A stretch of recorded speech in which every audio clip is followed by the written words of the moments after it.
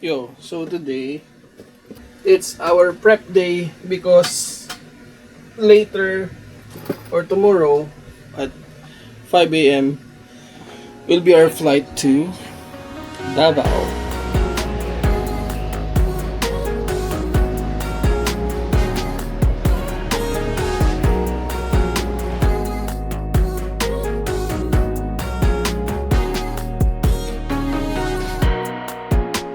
Kuya, ang ganda ng design ng tricycle dito. Dito, parang siguro dalawa kasya dito dahil malaki ako isa lang. From the airport, sumakay kami ng taxi. Tapos binaba lang kami sa 7-Eleven.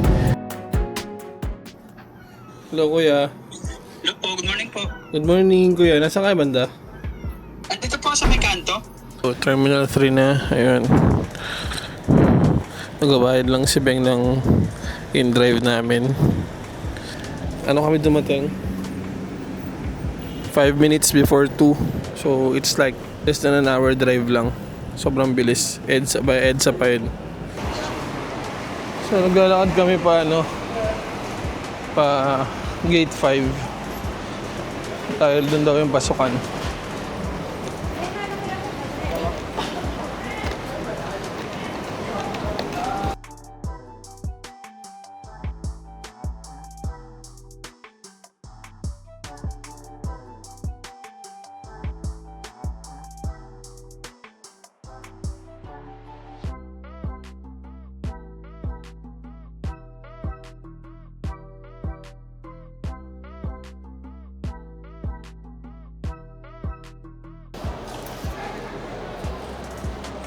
Magaan pa to. Kulang pa 1 kilo. Pero yan mo muna. Yung sa akin muna. Ayun o. Ilagay mo muna yun. Tanggalan mo ng gamit yung iyo. Ito?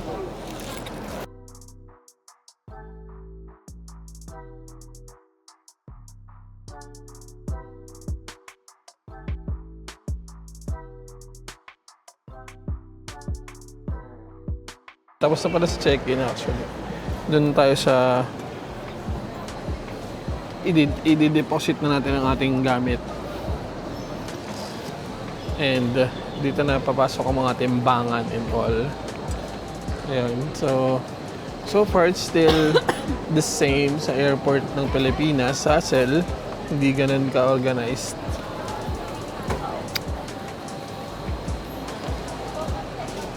Anong masasabi mo sa first flight natin na may check-in? Masaya ba? Masaya ba mag-check-in baggage? Nakakainis, diba? Uncarry is the key. Anyways, ayun. It's 2:36 a.m. We still have around 2.5 hours to go around, to eat, to rest, and kung ano-ano pa. May aircon naman. May mga area na sobrang init. May mga area na hindi. So, again, this is Terminal 3.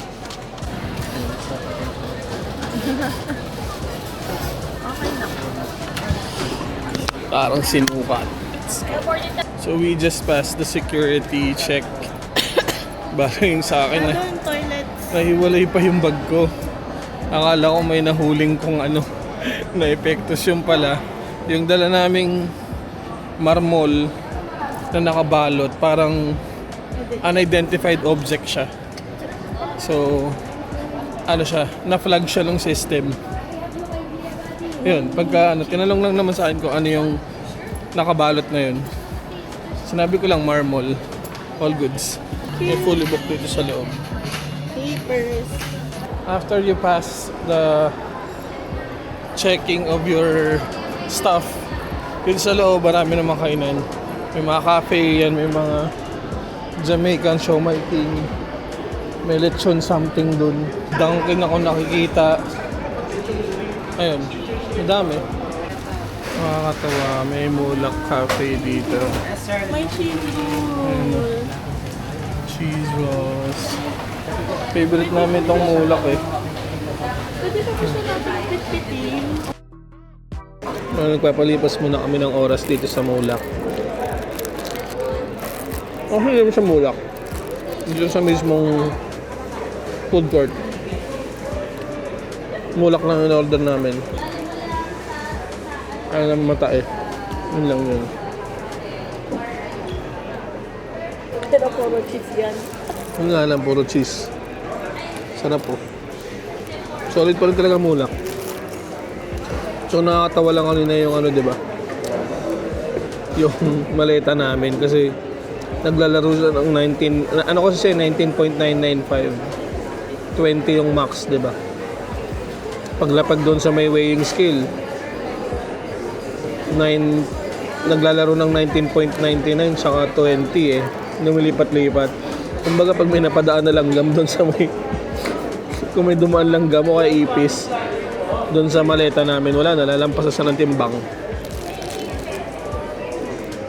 Sana walang delay. Cebu Pacific to eh.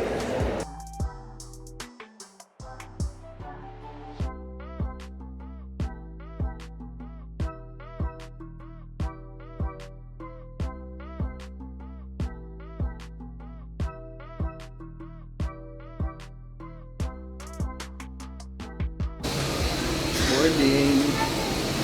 Let's go, Davao.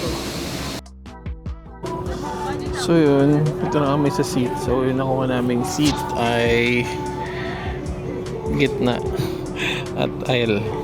So no window seats for today. And malaki kasi yung plane. Ayan siya.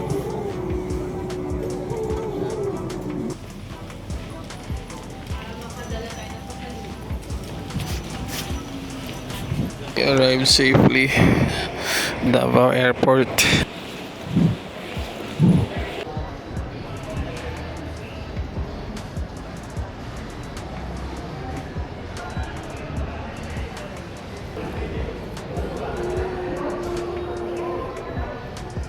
Yun, pila ng taxi. Pero dito mayroon namang sistema. So paglabas mo, may pila agad ng taxi. Yan. So mahaba nga lang.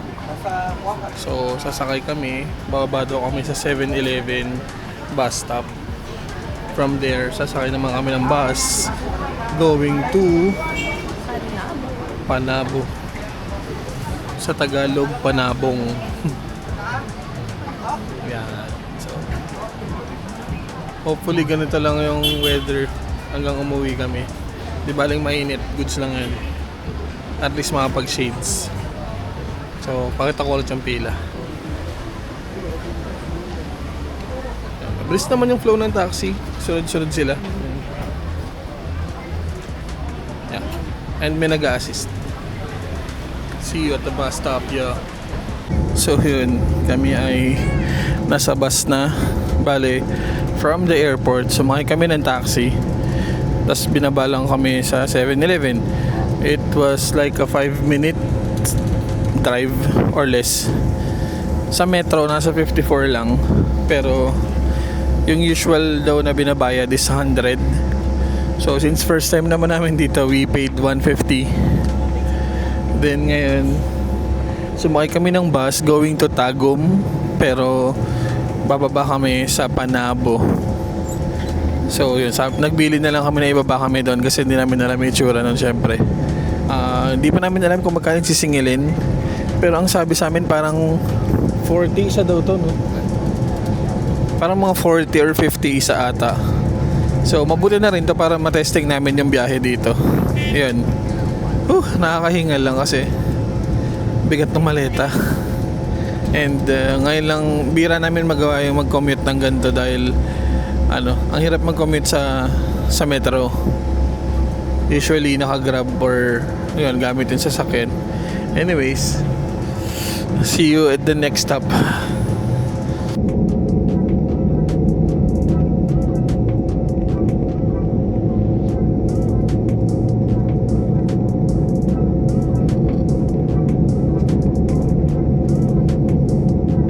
Mga sundo namin. Shout out.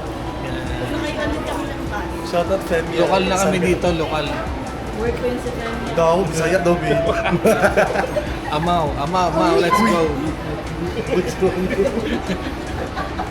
Yun, dito na kami sa Panabo, tapos nagsumakay kami nitong tricycle ni Kuya. Ang ganda ng design ng tricycle dito. Dito, parang siguro dalawa kasya dito dahil malaki ako isa lang. Tapos yan, doon sa likod. Yan, ganyan. Mas maganda yung tricycle dito kaysa sa amin. Tapos wala talaga silang traffic. Maluwag yung mga kalsada nila. Ayan na.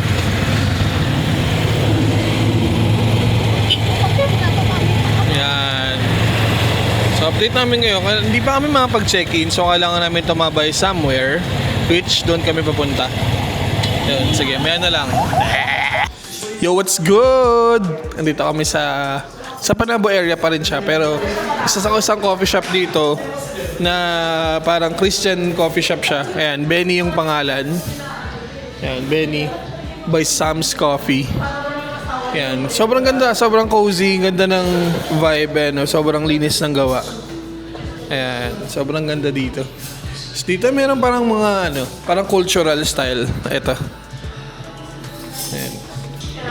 Ayan. Tapos dito ang dami nilang tinda. Look. All the favorites are here. Ayan. So pag napadpad kayo ng Panabo, punta kayo dito sa Benny's Sam's Coffee.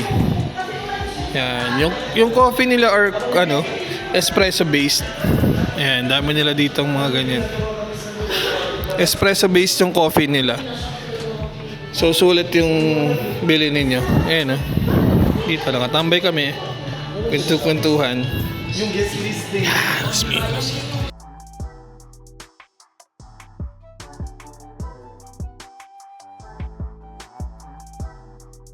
Hey, nandito na kami sa pag-i-stayan namin. So, very cute yung bahay. May bunk bed siya. May aircon naman, split type. Ito nga pala. Tapos yan, you have a dining area here. You have a closet. Then, yan, meron kang lavatory dito. May refrigerator din naman. May likod bahay, which I don't know kung anong meron. Silipin mo, parang may lagay yung... The CR is decent kasi maganda yung kanyang tiles. Yeah, so cute ng bahay.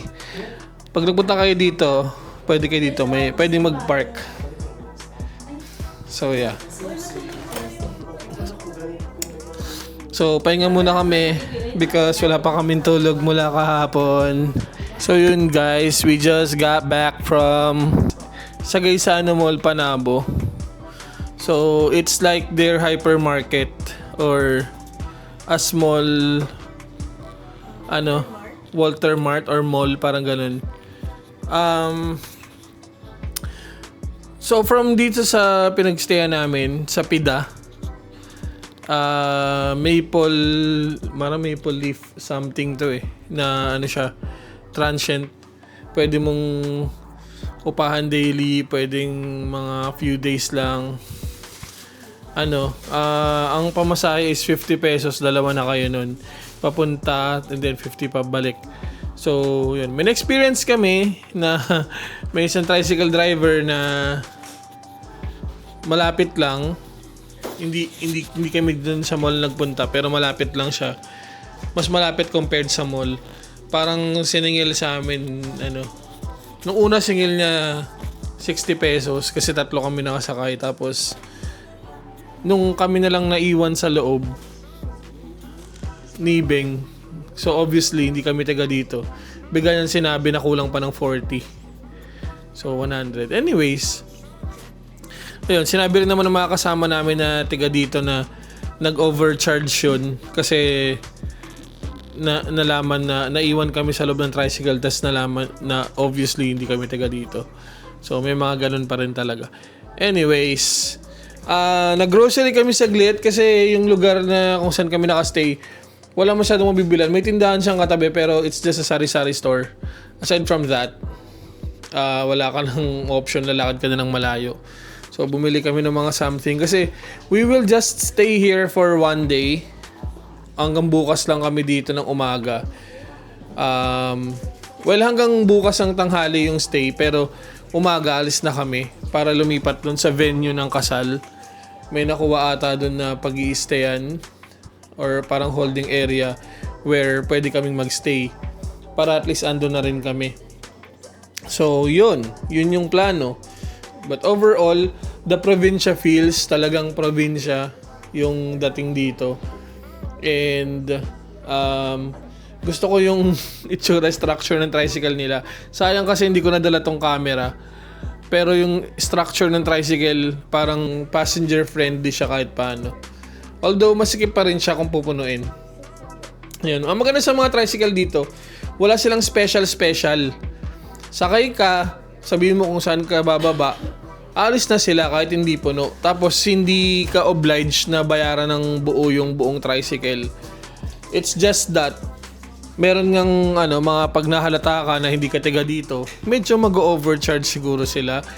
Merong mga tao pa rin may iwan na medyo nananamantala sa pag-charge ng pamasahe. Pero so far, yung mga nasakyan namin, okay sila. Naningil sila ng tama. Parang siningil lang sa amin 25 per head. So, ayun, 50 pesos lang.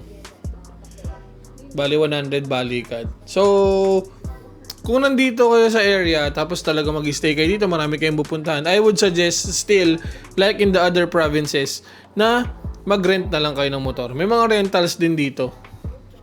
Yun lang naman. Hi, it's 12 a.m. at may mga bisita kami. Yan.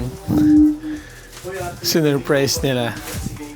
It's raining, pero dumating ang friends for surprise. It's like their remaining few hours before they get married. Kaya ganun. So, ang saya. Babonding lang kami. And later will be the big day. The wedding day.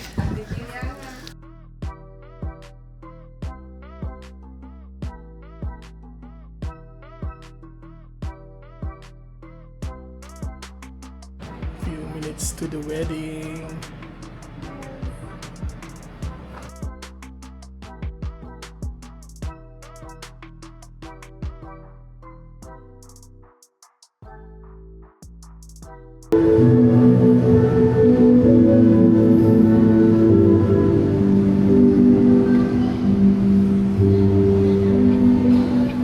Pag-ubus kanunay sa iyong pangbalingon, diha sa paghilumang pag-alala sa iyong asawa. Oo.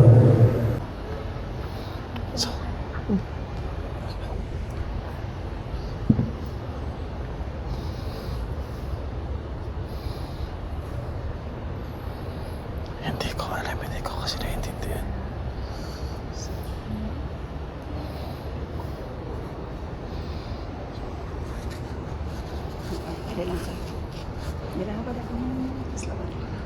Hindi ko naiintindihan kanina.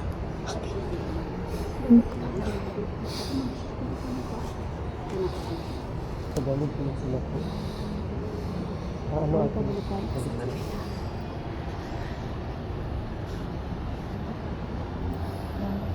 Ayan po, ganyan po ako.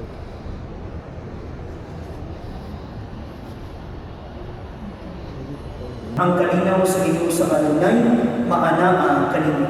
Maanaw sa kanino. Atong ipakita ang timaan sa itong panaginig sunay. Peace be with you. Peace be with you, brother. Peace be with you po. Peace be with you. Peace be with you po.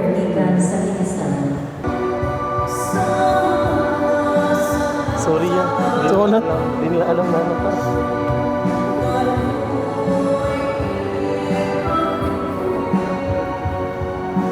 Again, you may now kiss your bride, Jane.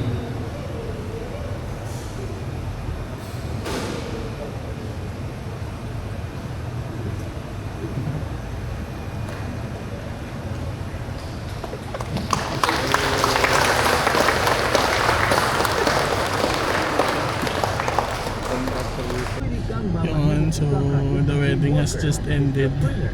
Bali, papunta na kami sa reception area. So, thank you Ariel and GB for inviting us, and thank you for, yung ganito. May sasakyan na, hindi na kami ng problema. Okay lang naman sa amin na mamasahe, pero they chose to, try to make it easier for us. So thank you again. Kita-kits sa reception area. Let's go!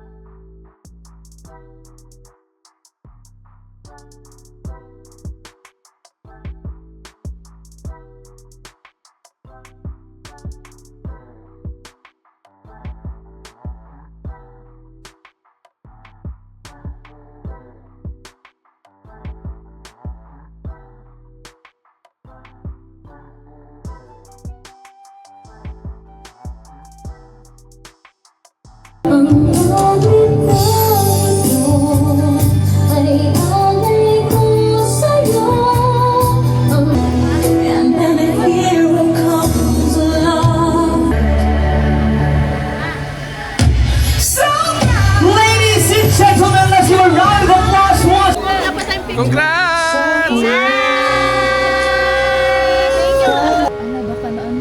Di man araw-araw na nakangiti. My loves. Unang dako kayong salamat nga inyong gidawat ang amuang invitation. Kabalo ko nga busy kayo mo o nagihapon mo diri. Hey, what's good? It's our third day dito sa Davao, specifically sa Panabo. So, we arrived Thursday, and then kahapon, Friday, was the wedding. It was nice. Congratulations ulit kay GB and Ariel.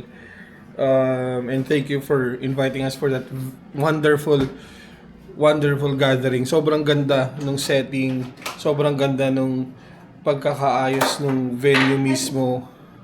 Napaka-smooth lang nung program. So kudos din sa mga suppliers and organizers nila. Napakaganda ng flow ng program. And then yung food, sobrang sarap. Dito sa may Maria Clara, sa may Panabo, sobrang sarap ng food nila. Today, gumising kami ng around 4 a.m. For the preparation para sa Enchanted River. Tapos, ayan si Ariel, kapapasok niya lang. Kansang nila. Ayun. Hindi sila nagising sa alarm nila, which is given dahil pagod na pagod sila for the preparation, and then kahapon yung big day nila, and possibly they're on the highs, kaya hindi sila masyado nakatulog agad. And si GV karating na lang, pero mukhang bis na siya. Ayun, so Hi dito na. guys. Hi guys, welcome to the Yeah. vlog. Few minutes from now, nasa Enchanted River kami. So marami lang kami pag-uusapang chika. Wait lang.